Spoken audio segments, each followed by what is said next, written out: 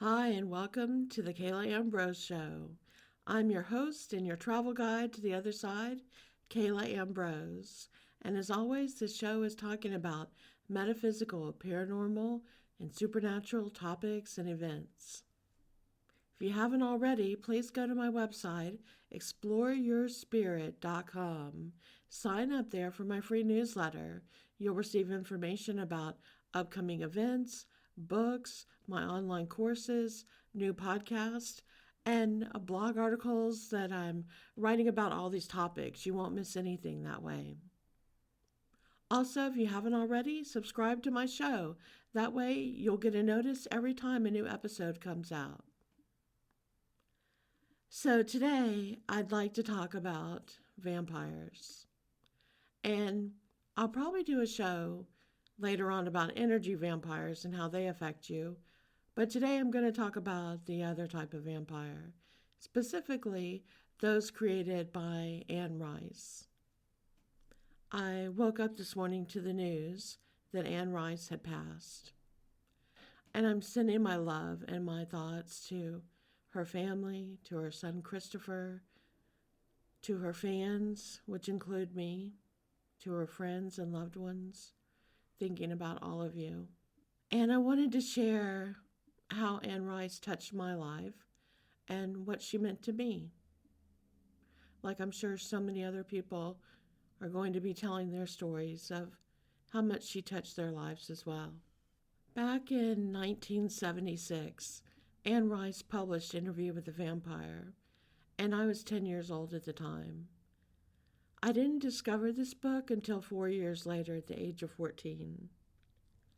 When I did, I couldn't put it down. I can't even explain how much that book touched me and affected me. I was born in Louisiana. I grew up around such a rich cultural heritage. Louisiana is different than almost any other state in the U.S. There's magic in the land there, in the swamps, in the rivers, all of it. New Orleans, as everyone knows, is the epicenter of that magic there, the Crescent City. But the roots run deep, and all of Louisiana has a supernatural feel to it, has an ethereal feel. There's magic in the air, in the land, in the soil, in the water. It's unlike any other place I've ever lived or been, and I've done my share of traveling and moving throughout this lifetime. Due to events with my family, we moved from Louisiana, and that began a series of moves for my family over many years. At this time, I was going through one of the most challenging moves of my life as we had moved to Alaska. It's a little bit away in every aspect from Louisiana. The culture, the people, the food, the temperature, the climate, you can imagine. But the one thing that was able to stay consistent in my life through all my changes was my love to read. I had begun reading very young as a child, and you've heard me tell stories of in elementary school days how I would question the books I was reading. I loved to read about the supernatural and about ghosts and about ancient mysteries and mythology, and I was so lucky to have a grandmother who would take me to the library once a week, sometimes twice, and allow me to check out as many books as they would let me. And when I reached my limit, she would tack on some to hers so I could devour as many books as I wanted every week. I got in trouble a few times at the library because I started editing the books. I would read ancient mythology and stories, like about Medusa, and I would start to edit the book saying, this is not right, this is not the meaning of Medusa. The snakes don't mean what they're saying here. The snakes are an ancient symbol of wisdom. And so every once in a while, my parents would get a call from the library saying, you need to come buy this book. Your daughter has written in it. And so we consider it damaged now, and you'll need to pay for it. And that's how I ended up originally with a little collection of books, what I called my beginner's library. This collection amassed over the years, And at one point in my home in North Carolina, I had almost 3,500 books in my library. It was quite the collection, all of metaphysical, ancient tomes and wisdom, studies and research on the paranormal, and a very, very extensive library. So I love to read all of this material since I was very young. And I enjoyed the fairy tales and the fantasy as much as the research into all of these topics and the ancient wisdom. I came back remembering past lives since I was a very little girl. I would have recurring dreams. I would remember past lives with my parents. I'd remember past lives with siblings and people I would meet. I remember past lives where I was teaching these wisdom teachings before, where I lived in temples when I was a priestess. So many lifetimes. And so at the age of 14, when I first discovered the Interview with a Vampire book, I begged and begged my mother, please, to let me have it. And so she indulged me, as books were my favorite gift and my favorite pastime, and still to this day are. As soon as I delved into that book, I was taken back to my beloved Louisiana. Anne Rice writes in such an incomparable way. Her grasp and ability to depict a scene, to describe what an area is like, is just simply astonishing to me. I was in high school at this point, and I was writing creative writing. I'd written for the literary journal at school. I was writing for the newspaper. There, I was involved in any kind of writing that you could think about, any type of mass communications. I competed in debate, any type of public speaking, just loved communication in all its forms. And I'm reading this book, and with every page that I turn, I see Louisiana again. I smell, I feel, I touch, I taste. It was the closest thing to home that I could find, being so far away at the time, living in Alaska. Obviously, I'm aging myself here describing this time. So those of you who remember that far back know that it was almost impossible to even have a long-distance phone call. The cost was so much to talk more than a few minutes to anyone. And there was no internet, no smartphones. Letters were the way most people communicated. So it was really difficult to connect and to stay connected when you had moved away from loved ones or a place that you loved. And I had done both when we moved from Louisiana. So here I am, feeling a million miles away, and I'm reading this book that takes me right back, like I'm walking the streets of New Orleans, has me breathing in the night jasmine and the honeysuckle and the sounds of New Orleans, the feeling, everything.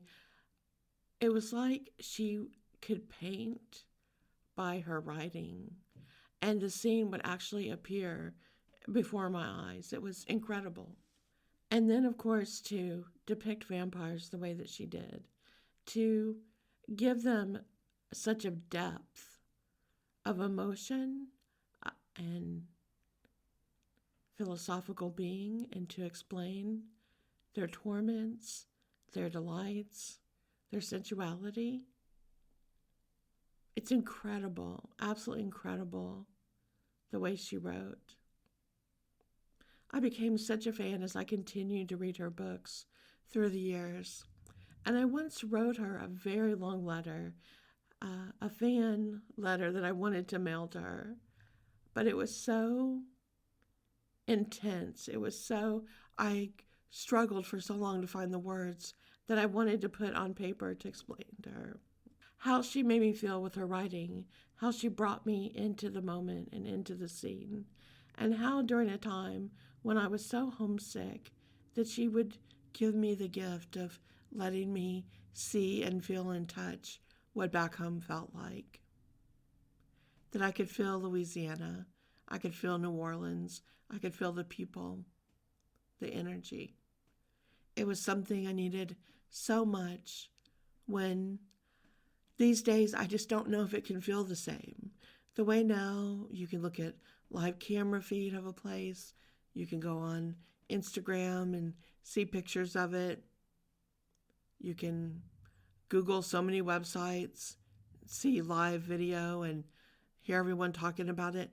It was just such a different time at that time. You might could buy, say, a hardcover coffee table book that would have some pictures, but just so different. We were so disconnected at that time. If you moved away, you really were away. And then I fell in love with her stories. It's hard to pick a favorite because they're all so good. But I guess for me, it's a toss-up between Interview with a Vampire and The Witching Hour. Those two will always be my most favorite. More than anything, I respected her as a writer, how someone had that amazing ability to write so descriptively and beautifully. And I dreamed of being a writer, of writing a book one day, and yet every time I would read something she wrote, it would terrify and exhilarate me because I would think I'll never write like her. She's so incredible. So she inspired me and terrified me at the same time to be a writer, to ever hope that I could ever write a book that would be anything like what she could do. So fast forward all these years later, and I became a writer. I wrote nonfiction, teaching and writing about what I love, which is the supernatural, the paranormal, the mystical, the magical, all of these things. And I'd written quite a few books at this time. I'd written 9 life-altering lessons, Secrets of the Mystery Schools Unveiled. I'd written The Awakened Aura. I'd written Ghost Hunting North Carolina. And the publisher that I'd written the North Carolina book for, they're a travel publisher. And they had wanted to write a series of books about the haunted history of each state. And so they picked an author that lived in each state and asked them to research and explore the haunted places in that state and to write about them, the history, how you could travel and visit, and what you might see that would be a ghost or other experiences when you went to that place. So my Ghost Hunting North Carolina book had done really well. I'd been on book tour across the state, appearing at every, my goodness, big store like Borders at the time was still there, Barnes & Noble, Books A Million, so many indie bookstores across the entire state of North Carolina. I was in all of them on book tour. I was in doing book tours in museums across the state, in libraries. And then my publisher got the call that Sam's Club wanted to cover my book and include it in their stores. And I remember thinking, Sam's Club, really? I'm going to do a book signing at Sam's Club? And then when I was speaking to my fellow authors, they were so excited for me. They were like, you don't understand what a honor that is. Sam's Club sells so many books, it's so hard to get in there. And they were so excited for me. So I was like, oh my gosh, okay, this is great. So then I was in Sam's Club and in Costco. And then I did the book tour all over again with those stores, appearing in their stores. And it was just amazing. So after this really great book tour on that, I spoke to the same travel publisher again, and they were writing books on certain cities that had great appeal. So I put my name in the hat to write a book about New Orleans. Even though I wasn't living there at the time anymore, it's my heart, it's my love, it's where my soul lives a good part of the time. And being that I was from Louisiana and my background, they gave me the contract to write that book. It's Spirits of New Orleans, Voodoo Curses, Vampire Legends, and Cities of the Dead. And so I spent a great amount of time going back and forth to New Orleans, and it was incredible. Nowhere in the world makes me write creatively like I do in the city of New Orleans. Again, I think I plug into that magic and that incredible energy there, and the words just pour out of me. It's such an incredible feeling, the creativity that is literally birthed out of the city in every moment. So I went back and forth, researching, interviewing, investigating myself paranormally to see where places were haunted, what was and what wasn't, and to write my book about it. And this book, I love it so much. I love it so much, the experiences I had, what I wrote about it. So I was so excited when it came out. And my publisher was scheduling my book tour, and it was going to be a Southeast book tour. It would start in North Carolina, where I was, and then I would head throughout the Southeast, going all the way down to Florida, and then cutting across west, going to Louisiana. And my big book tour would end in New Orleans, which was so exciting. So there was this big conference going on and a ball. And the ball was the Vampire Lestat Vampire Ball that was held every October in New Orleans. And this year, the woman, Sue, who ran this ball, also had created a writers' conference with it, where they would invite, the full title is the Anne Rice Vampire Lestat Vampire Ball.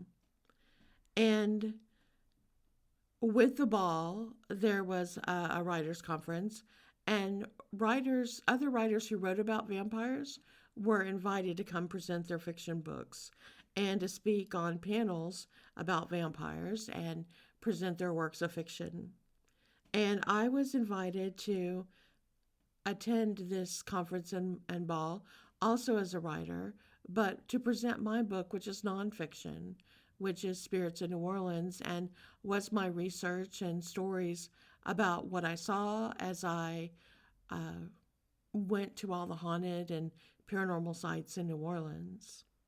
And this was such a distinct honor for me to be part of Anne Rice's conference and ball, and to be, from what I understood at the time, and maybe there's been more now, but I think I was the first nonfiction author ever chosen. Everyone else there, at least at the year I was there at the conference, was presenting a fictional work on vampires. Mine was the only one to be nonfiction, discussing the city of New Orleans, and to share the stories of the vampires that lived in New Orleans, the history of the vampires, not as fiction, but as nonfiction. And I was told that Anne had really liked the book and was happy to have me to be part of the conference. So I was thrilled beyond belief. What an incredible way to wrap up my book tour. And then the chance to speak at this conference run by the woman that I was such a super fan of, whose work had inspired me my entire life to be a writer.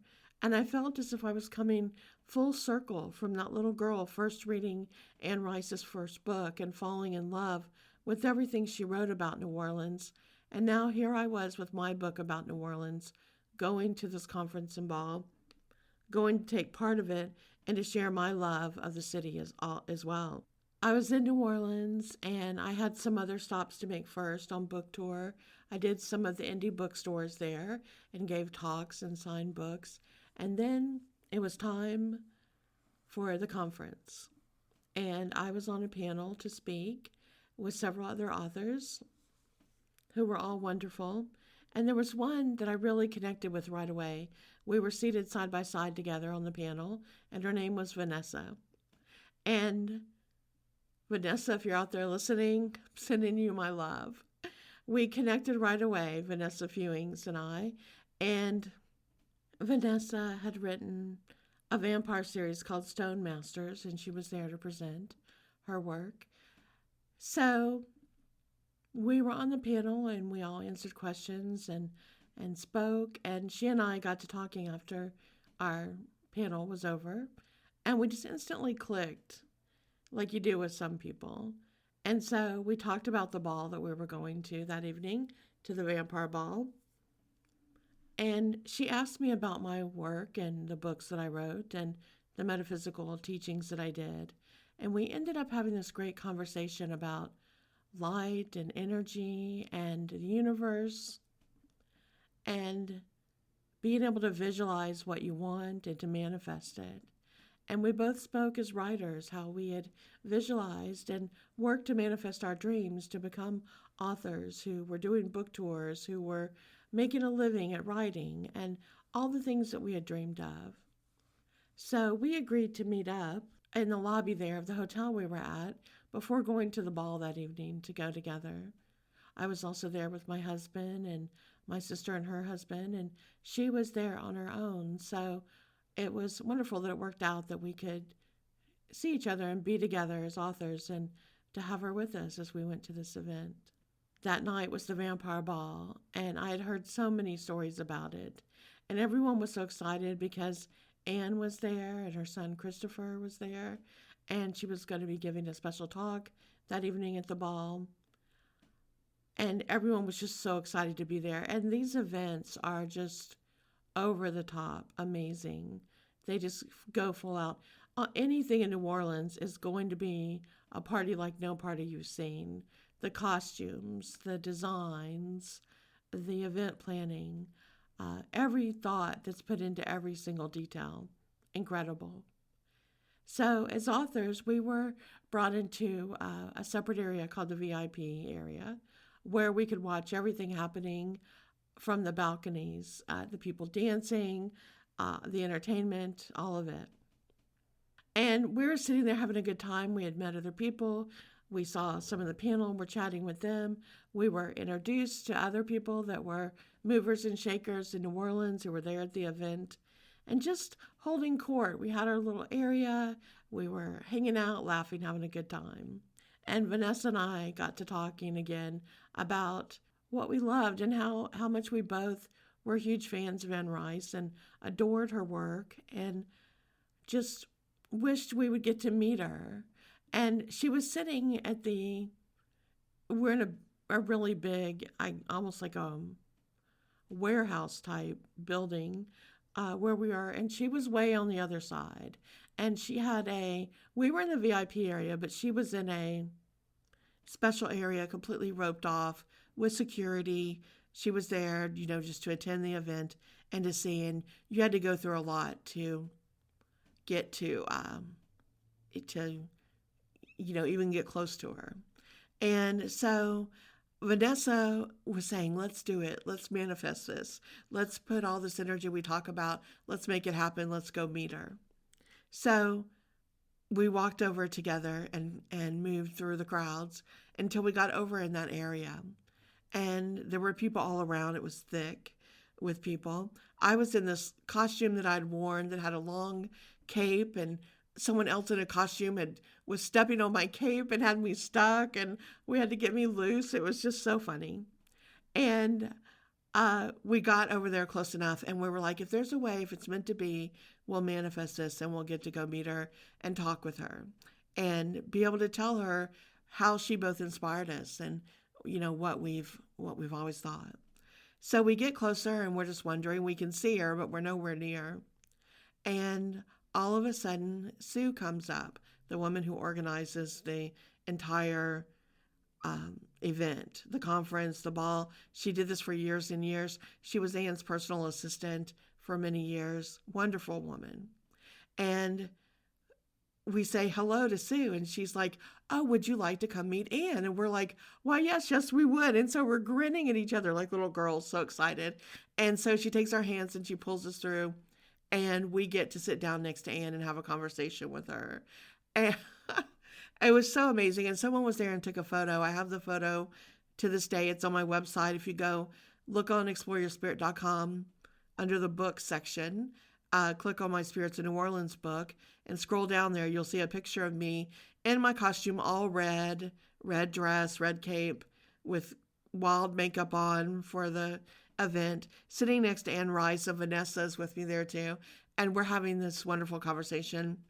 And I'm trying so hard to explain to Anne everything I've wanted to tell her in my heart for all these years. I'm meeting her like 30 years later and trying to explain to her just everything. And she was so nice about it. She's, at least from the time I met her, she's quiet and probably just used to having so many fans just gush about these things. I'm sure she's heard it all. So she was gracious and wonderful and kind. And it was just amazing to get to spend that time with her and to chat with her.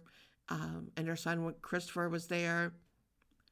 And just to hear what they were talking about, what they were thinking, and the announcements that she was going to do, and take in all the experience of the vampire ball. It was amazing. All the people there with their love for her characters who dressed up like all of her characters, who were there just in complete love and appreciation. We also went to, I think it's called St. Alphonsus. I'm trying to remember the name of the exact church. It's an older church in New Orleans that Anne loved, and she did her book signing there during this weekend as well. So we as the authors were invited to attend this event as well. And Vanessa and I were there with, oh gosh, several of the other authors from our panel and other panels as well. We'd all gotten to know each other, so we were up front there in the church by where Anne and Christopher were signing their books. It was beautiful. They had someone playing live music, and again, people dressed and waiting in long, long lines to meet her and to share their love about everything she does with her. And to be in this beautiful old church, just incredibly surreal and gorgeous. I have pictures of that somewhere too. It was such an amazing, magical time. And then to top it off, the next night, I had been invited to the New Orleans Witches Ball. And this is an incredible ball put on by real witches in New Orleans every October. And they rent a mansion that is on St. Charles Avenue, if you know New Orleans. So beautiful, beautiful, right there, the Garden District, most gorgeous mansion. And this mansion was featured in American Horror Story. If you remember the season called Coven, which was in New Orleans about the witches, and there was a school that the girls went to, that's the mansion. So if you've seen that mansion on that show, that's the mansion I was in for the New Orleans Witches Ball. Now, this was pretty amazing as well because it's run by witches. There's rituals going on all throughout the night, as well as readers, tarot readers, psychic readers, dancers, performers, rituals outside and inside. Incredible. And I was asked there as an author to do a book signing about my New Orleans book. So there are only two authors that were asked for this event, me and Louis. And he writes books about esoteric teachings and about voodoo. And he and I really hit it off. We talked all night about our work and our study and our research and what we did. And he gave me the most unique gift. It was a bottle that sometimes is called a spell bottle, sometimes a voodoo bottle, and sometimes a witch bottle. And there are items that are sealed inside the bottle with a cork on the top and a wax seal. And this serves a number of purposes. It keeps the magic concentrated and it prevents it from escaping before the spell has been completed. And it's nice because you can take it anywhere or tuck it anywhere you like.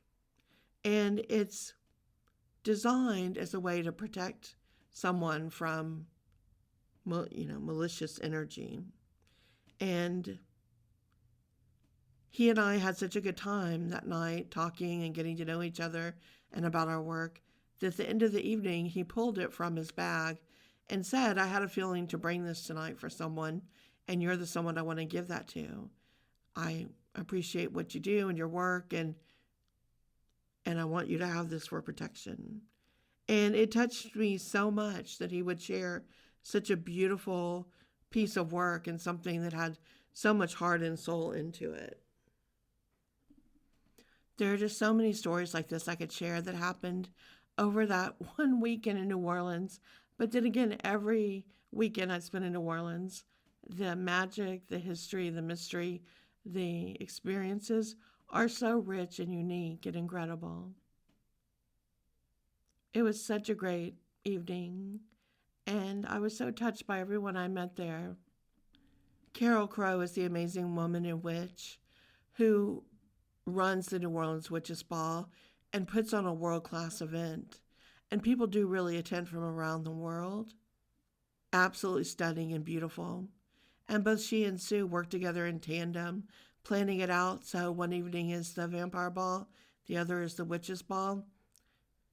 They're completely different in the way they're run and what the event feels like. The vampire ball is huge with so many fans and in a huge, like I said, warehouse space event to accommodate everyone. Where the witch's ball is more intimate in this mansion with a smaller group of people who are really dedicated to the magic and the work and of being what it means to be a witch in New Orleans. Both equally stunning and beautiful and amazing in their way. And without a doubt, some of the most wonderful memories I have of this lifetime were attending both of those events. I have a picture of me there too at the Witch's Ball, also on the same spot on the website on exploreyourspirit.com. And now I know there's one book left to come out by Anne Rice, and I can't wait to read it. I'll treasure it like I'll treasure the memories I have reading her very first book, Interview with the Vampire, and I've read every single one of her books. She's a treasure. She leaves behind a legacy that is so vast and beautiful and touching and human and explaining the human condition and enlightening, fascinating, encouraging us all to dream and to think about what else is out there, what else exists beyond what we call human, and how we all mix in and connect in this earthly plane. I find myself struggling again, just like I did when I first read her book, and just like I did when I met her, to find the words to even come close to explain how amazing she was as a writer. Funny enough, I don't think words can do it justice. You just have to read it and experience it to truly understand. It's a power and a force beyond a simple explanation.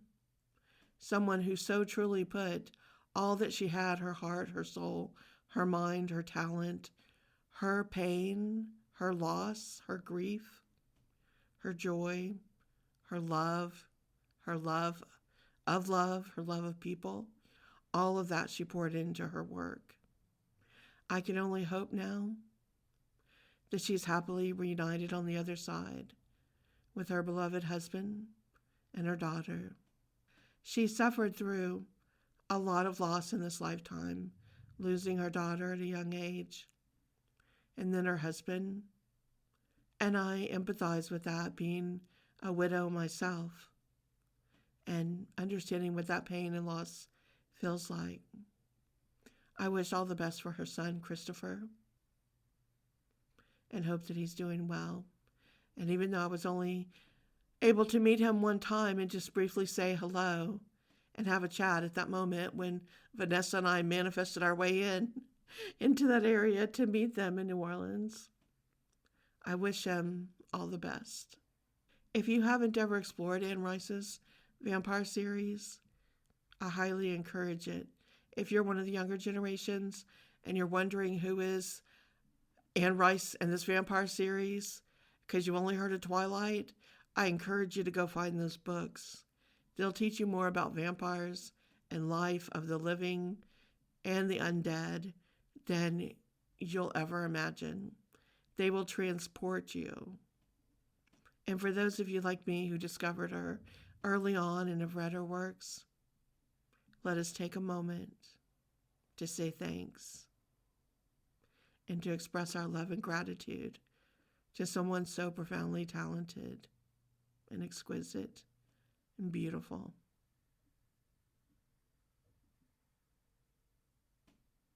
Thank you, Anne, for being the light that you were. And may your next series of travels and your journey take you to all the places you dreamed of. Closing the show for now. Love to hear from you if you loved Anne Rice as well.